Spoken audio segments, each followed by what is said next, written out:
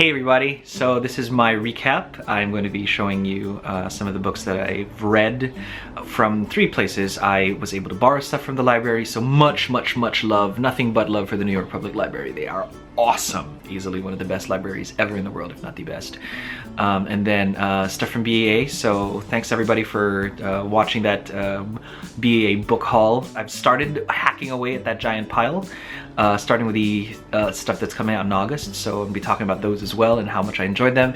And then of course there's the books that I had bought, and everybody has that one pile of books that they're like, oh my gosh, I have to get these, and then like 8 billion years later it's kind of still there, and every time you look at them you're like, conviction and guilt, but and then you keep reading whatever you're reading now. So we'll be talking about that pile as well. So I'm gonna get right into it. I'm gonna start with the first book that I read from the BA book haul, Warbringer. I can't even begin to tell you how like just in awe I am of Leigh Bardugo's world building skills. I mean, just the concept of a Warbringer is insane. So no spoilers, because the first thing I was asking myself right after the Wonder Woman movie was, so where is this book set? And then I totally blacked out and didn't realize when I started reading it was that this was set as when Diana was a teenager. Leigh Bardugo is awesome. Please get this. Get this cover too, because we love this cover. I'm totally grabbing this cover when it comes out. It's super cool. And then super unexpected, The Authentics, right? So Abdi Nazimian wrote a coming-of-age tale about a 15-year-old girl who, an Iranian American girl who, has friends, and they call themselves the Authentics. They are true to themselves as compared to all of the kind of posery people that you usually find in high school who kind of want to be a certain thing that they're really not. And it's a really great take on what does it mean to be like a real person, especially because she finds out some very, very life-changing stuff. And I enjoyed it, oddly enough. I mean, the book looks like something that would never be on my bookshelf, but I'm definitely getting a copy for myself because it's a really great story about family and found families, and which is a great theme across everything that I read. And then understanding that, what it is to be real, and I loved it. Wonder Woman is coming out in August. The Authentics is also coming out in August, so when they do, go grab yourselves a copy. These next 2 books are also, well, this next book is also an August book. It's called The Gamer Squad. So it literally is Pokemon Go that meets the Goonies. Less Goonies, definitely more Pokemon Go. The good thing that I can say about this book is that it takes the whole kind of, augmented reality turned actual reality, genre, right? Where things that were not supposed to be real become real and fantastical, and now you have to save your town. That becomes the framework for our main characters to sort out their issues. And I think that's a running theme in some of these middle grade things, and that there's this theme, but underneath that theme, it's just young kids working out their issues, specifically around bullying and, divorces and, friendships that have failed or friends that have changed. So that's fun. So this book is cute, so if anyone's interested, it's coming out in August. And of course, Howard Wallace, Shadow of a Pug. Now this is book 2. I didn't know it was book 2, but then I started reading it. I have context clues powers like most people who read, so it was sort of easy to understand where they come from, but it's so funny. This is middle grade noir. Shadow of a Pug is just the funniest, cutest, like, I love these 2. They're easily my favorite tandem now of like the month or the week. Like these 2 are amazing. Howard and Ivy are such compelling characters. They have such real problems, and again, the mythos behind this thing is they're private investigators. So Howard's walking around in a bathrobe, a brown bathrobe. I am so excited for book 1. I checked book 1 out from the library, and I can't wait to read it, just to kind of get me caught up on the events of the first caper that's the first case that they solved. And then now here in this iteration, now that they are quote-unquote renowned, or rather notorious in the school, banned from doing any kind of PI work during school hours, but everybody knows they get the job done, sorta. The Walking Dead. This is volumes 25 to 27, the height of the Whisperer's threat. This is well after anything that's on TV right now, which is the Negan arc. What a guy. I was a fan of The Walking Dead before it became a TV series. I'm actually more partial to the comics than I am to the TV series. The TV series is just very well put together and really, really good. I just, there's just something about canon that makes me just go, yeah, that's the one. There's so few works that I like, where I like the visual screen version better than the actual written, printed version of it, but and that's fine too. It's just The Walking Dead is one of my personal ones that I rather the comics. I was there like during all of the battles and it was insane. Gut-wrenching read as usual. The Walking Dead has not downed its impact. They're still as good, so do follow it. I can't wait for volume 28. This is a manga called Solanin. It's about a girl who in her 20s living with her boyfriend who has dreams of being of being in a band. They have a band. They're his friends as well, and they rehearse every so often, and it's just how she struggles through that. But then terrible things happen, and then none of our protagonists know what to do next until they do figure it out, and then it ends on this really poignant note. And I didn't even think I would like this because it was such a slow burn. To be honest, I was just kind of listlessly flicking through it, but then at the end of the day I was like, my goodness, there's the wind up, and then suddenly boom, 0 to 500 miles an hour emotionally, and then the poignancy is just deep. So I might consider getting a copy for myself. And now for the two, like, oh my gosh, the library is so awesome for making this available to everybody. The first Newbery Award winner, The Girl Who Drank the Moon. I cannot even begin with this book. It's just, is it an allegory? Is it a fairy tale that in a modern setting? Is it a really cool kind of middle grade, semi-young adult fantasy?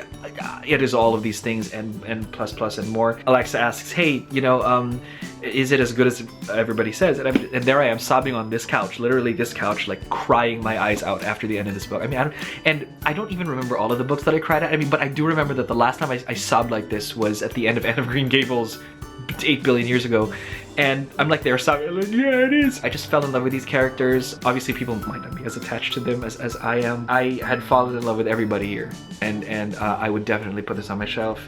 Kelly Barnhill, you deserve your Newbery Award and 8 billion more, because not only do you create a story that is a commentary on sorrow and sadness and life and family and all of these complex themes, but you've also made characters that you fall in love with, and I am, and I'm grateful for this book, really. It's one of the biggest gems of 2017 so far. Next to Gemina. Some of you have read my Illuminae, which is the book 1 of this series, review, and have liked it, and so lots of love and appreciation, you guys. But this book, I had issues with this book starting out because I was not ready to part from the point of view of the Illuminae characters. It's not that they don't make that obvious here, right? In that the last time we talked about the Illuminae guys, they were escaping the crazy insanities that happened at Corenza, and they're heading to this Heimdall space station, which is fine. This cuts to the actual space station, and I'm like, I'm not ready to leave those guys. I am just no way that I need to know what happens next. My heart is not open to new characters.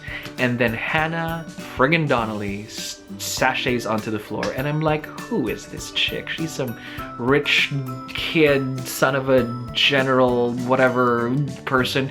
And I'm like, no, I'm not ready for you, I'm not ready for you. And then suddenly, out of nowhere, just bam, I love her. And you gotta read it to make it happen. So if you loved Illuminae, this takes it up 8 billion notches. If you love strong female characters, don't let Hannah Donnelly throw you off. Every good female character, every good story always has that one moment where the hero is like, okay, do I punk out now? Or am I just gonna step up and be like 8 kinds of awesome? She is 12 kinds of awesome. Now, these are my last recap books that I really need to talk about. I wanna start with, and this is actually from Comic Cons.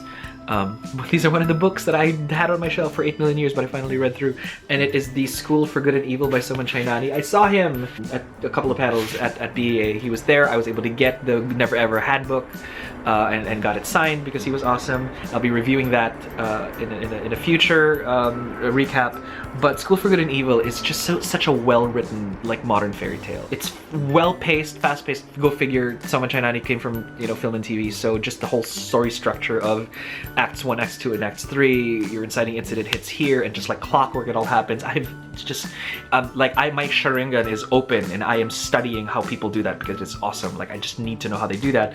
But this is a good series. I would recommend it for folks who want like a breakaway from the usual storybook tropes. Great mythos, and I recommend it for anybody who likes that. So next book we really have to talk about is Imperium. Now, to my utter disappointment, I realized that this is like the 6th, 7th-ish book in the series, and I was like, what? Then what? This is set in post-apocalyptic, like hundreds of years after a giant cataclysm. This could be the planet Earth with the ruins of like bloody Canada somewhere, and it's a story about how a young girl is perhaps the first in maybe hundreds of years of the royal line that actually does have magic for the first time ever, right? And her grandmother, who still holds the throne, is kind of super scary, creepy, and awesome, and really holds kind of like very Iron Throne-y, you know, this is the house that shall hold all the kingdoms together. Concurrent to that is a plot to overthrow the throne, and yet this underpining evil that is rising in the land. Super cool stuff. So to my utter disappointment, I'm like, what? This is the last volume as of late? Meaning I have to wait for a bunch of other stuff, and I have to collect and get caught up on a bunch of other stuff. So you'll see those books in the TBR pile. But Imperium is part of the Tapestry series. Henry Neff, just insane characters that you fall in love with. I've never had this much fun in a post-apocalyptic world filled with magic, like, ever.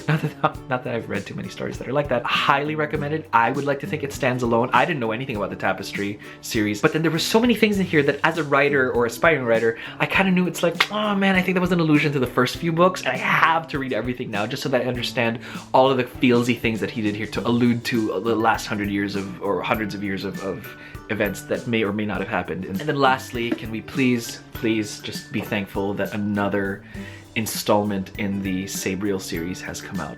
This is the Abhorsen series, and this is the, I want to say, 5th book in the series, whereas we have the trilogy that came first, Claria, which is the prequel, and then now Golden Hand, which happens right after the events of Abhorsen, which is the 3rd book in the series. I'm not going to spoil it for those of you who are new to the series, but Golden Hand features one of the characters from the last 2 books. Series is, and I've reviewed this on Alexa's blog, and it starts off with Sabriel, and then it branches out into the next 2 books, Lyriel and Abhorsen, and then from those 2 books, the characters are here. It's them again, and it is gorgeous. It is beautiful. It's so empowering, and I'm so happy that it's here. Believe the hype. It's good. Garth Nix does it yet again, and he's easily one of my favorite writers. And so, throw some love for Garth Nix. Buy his books. I bought his books for friends. It's a thing. Golden Hand is definitely supposed to be in your collection if you have loved Sabriel at all. You've got to put it in there. Comment on the links below if you kind of want to geek out and resonate with some of these books here. I know some of you are Illuminae fans. I've chatted and talked with you a little bit on the comments in Alexa's blog, and happy to carry the conversation forward. So talk to you guys soon. Thanks, guys.